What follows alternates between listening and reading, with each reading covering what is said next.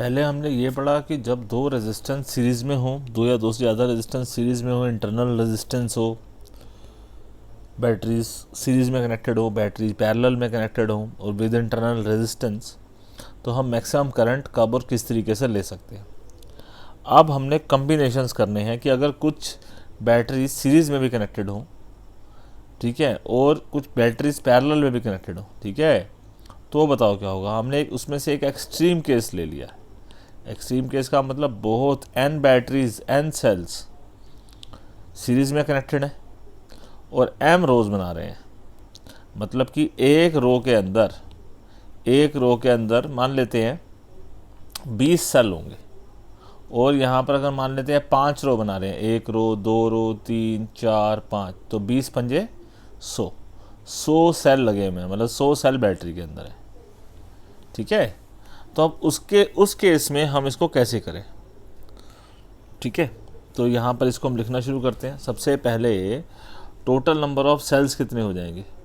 जैसे मैंने आपको भी समझाया है कि इसके अंदर एक रो के अंदर मेरे पास 20 सेल है और 5 रोज़ है, तो 20 पंजे 100 करा है ना, तो मतलब क्या हुआ, n को m से गुणा करना पड़ेगा, तो टोटल नंबर ऑफ सेल्स आ गए।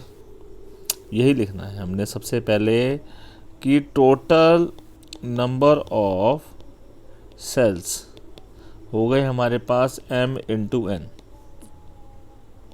mn, ठीक है।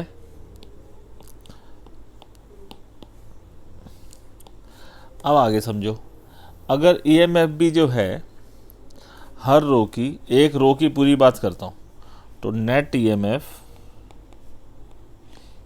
क्योंकि सीरीज़ में हैं और यहाँ मान के चल रहे कि सबकी EMF सेम होगी, तो net EMF of each row में तो सिंपल एडिशन था, E1 plus E2 plus E3, अगर n सेल्स हैं तो n इंटू ई हो जाएगा, ठीक है। और इस तरीके से अगर नेट रेजिस्टेंस क्या होगी, net resistance of each row is n into R, ठीक है। Now net resistance of each row बात कर रहे हैं, तो अब नेट अगर m rows, if m row are there, तो अब मेरे को बताओ नेट रेजिस्टेंस क्या होगी। 1/r dash is equals to 1/, एक रो की रेजिस्टेंस है nr, दूसरे की भी nr, और ऐसे ही m टर्म्स हैं, m रोज है ना, तो इसका मतलब m टाइम्स ऑफ 1/nr, इसका मतलब m/nr, ठीक है। रेसिप्रोकल कर दो, r इक्विवेलेंट क्या हो जाएगा, nr अपॉन m। अब टोटल ये रेजिस्टेंस आ गई। अब मेरे को बताओ टोटल रेजिस्टेंस सर्किट की कितनी होगी। टोटल रेजिस्टेंस सर्किट की होगी r प्लस r डैश, है ना, r तो r ही है, r डैश कितना हो गया, nr upon m। Total resistance आ गई। अब करंट बताएं। करंट होता है total EMF upon total resistance, total resistance. अब क्योंकि ये सर्किट जो पैरेलल में है, तो पैरेलल में तो EMF सेम होगी, तो अगर हम किसी एक रो की भी EMF निकाल दें, इस रो की भी EMF निकाल लें, तो सभी रो की EMF सेम होगी। तो एक रो की तो हम निकाल चुके हैं, कितनी, n इंटू ई, तो टोटल EMF हमारे पास है n इंटू ई upon total resistance. Total resistance हमारी कितनी है, r plus nr upon m। LCM ले लेते हैं तो क्या हो जाएगा, mne upon mr plus nr, ठीक है। अब आप मेरे को ये बताओ, for current I to be maximum, अगर मैक्सिमम हो, मैक्सिमम तभी हो सकता है जब डिनोमिनेटर छोटा हो, तभी आंसर बड़ा आएगा, ठीक है। देखो जो m है, m number of rose, n एक रो में कितने सेल हैं और एक ही EMF, ये फिक्स वैल्यूज़ है। क्या बदल सकता है, ये वाली स्टेज बदल सकती है डिनोमिनेटर की, तो हम इसको क्या लिखते हैं, for I to be maximum M R plus N R to be minimum, सबसे छोटा होना चाहिए। अब इसको देखो लिखते कैसे हैं, M R plus N R को ऐसे लिख सकते हो आप, एम आर का रूट का स्क्वायर प्लस एन आर के रूट का स्क्वायर, कर सकते हैं ना, कोई दिक्कत तो नहीं है। ठीक है, अब इसमें हम परफेक्ट स्क्वायर बनाना चाह रहे हैं अल्टीमेटली, बात समझो।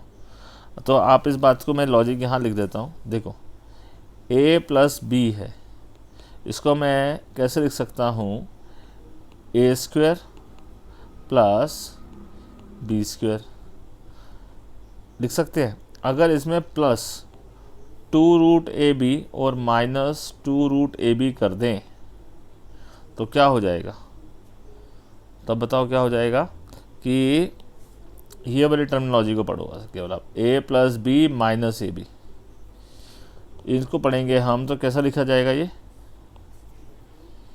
√a माइनस √b का whole square plus 2ab।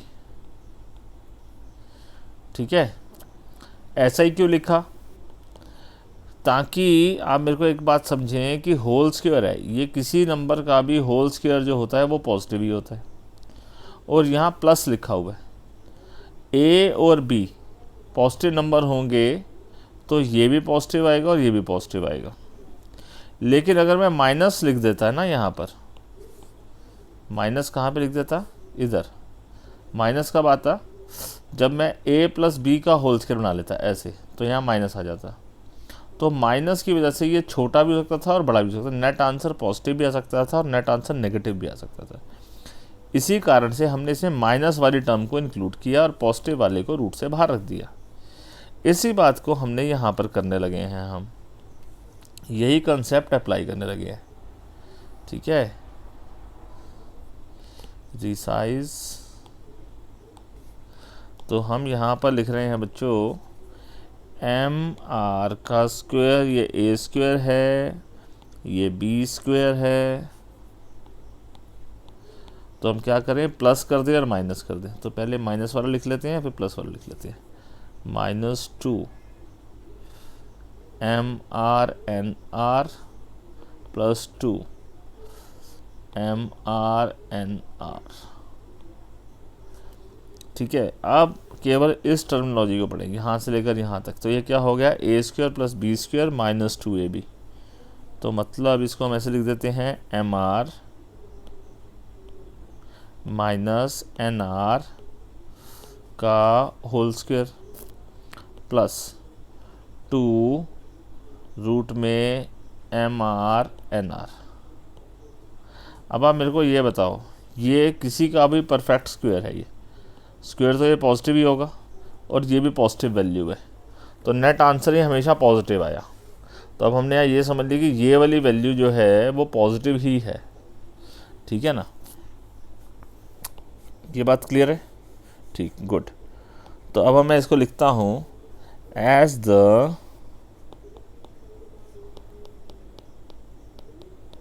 perfect square can't be negative, so जब डिनोमिनेटर है, मेरे को बताओ, अब ये वाली वैल्यू हम प्लानिंग हमारा क्या था कि ये वाला नंबर सबसे छोटा हो। ये छोटा कब हो सकता है, ये नेगेटिव तो हो नहीं सकता, तो पॉजिटिव हो जाएगा तो ये वैल्यू बढ़ जाएगी, नेट आंसर बढ़ जाएगा। तो ये तभी छोटा हो सकता है कि जो ये वाला नंबर है हमारा, ये वाला नंबर, ये 0 के बराबर हो, बस तभी ही छोटी वैल्यू आएगी। ठीक है ना, तो as the perfect square can not be negative, so M R plus N R is N R will be minimum if ये वाली वैल्यू, मतलब कि रूट में एम आर माइनस रूट में N R is equal to क्या हो, 0 हो। हमने जल्दबाजी में यहाँ पर गलत लिख दिया है, छोटा आर लिखना था ना, यहाँ बड़ा आर लिख दिया।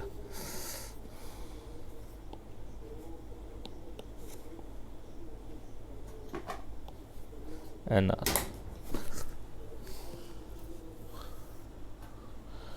तो M R is equals to N R, squaring both side कर दो तो क्या हो जाएगा, M R is equals to N R. ठीक है, इसको स्क्वेयरिंग बोथ साइड कर दिया तो आर बताओ क्या होगा, आर होगा एन आर अपॉन एम। मतलब कि एक्सटर्नल रेजिस्टेंस को तो हम एडजस्ट कर सकते हैं, इंटरनल रेजिस्टेंस को तो छेड़ नहीं सकते। तो मेरी इंटरनल रेजिस्टेंस जो होगी, एक्सटर्नल रेजिस्टेंस क्या हो, N by M times of small R हो, तभी करंट उसमें मैक्सिमम फ्लो करेगा। ठीक है ना। तो this is the essential condition, if external resistance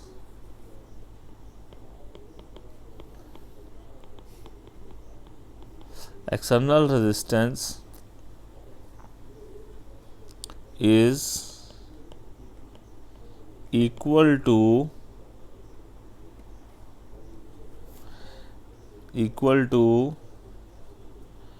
n by m times of internal resistance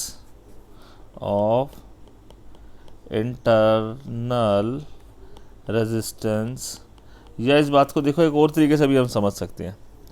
देखो अभी हमने नेट इक्विवेलेंट रेजिस्टेंस हमने क्या निकाली थी, इक्विवेलेंट रेजिस्टेंस, देखो ध्यान से, इक्विवेलेंट रेजिस्टेंस निकाली थी n by M times of are.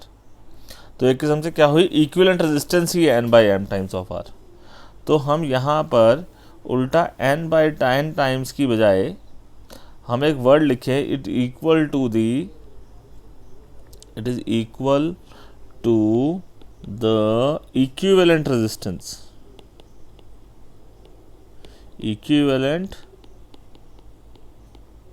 Resistance of the circuit.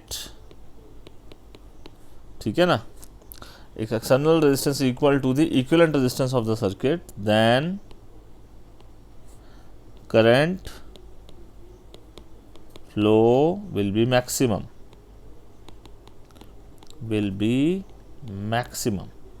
समझ आ गई मेरी बात। ठीक है, तो ग्रुपिंग ऑफ सेल्स में क्या ज़रूरी है, हमने क्या निकाला, सबसे पहले ये देखा यहाँ पर कि कितने सेल हैं, n सेल हैं। यहाँ पर हमने मान के चल रहे हैं कि सभी सेल की EMF एक जैसी है और रेजिस्टेंस, इंटरनल रेजिस्टेंस भी एक जैसी है। n सेल्स हैं एक रो के अंदर और m रोज हैं, तो टोटल मिलाकर हमारे पास कितने सेल हैं, टोटल मिलाकर हमारे पास m इंटू n सेल है। एक रो में EMF n ही है और रेजिस्टेंस कितनी हो जाएगी, NR, क्योंकि सीरीज़ में है। अब m रोज़ हैं तो हमारी m टाइम्स ऑफ 1/NR आएगी, और नेट इक्विवेलेंट रेजिस्टेंस निकालें तो क्या होगी, NR/m। बस इस बात को हम ध्यान रख लो, ये भी एक बॉक्स बना लो, काम आती है। ठीक है,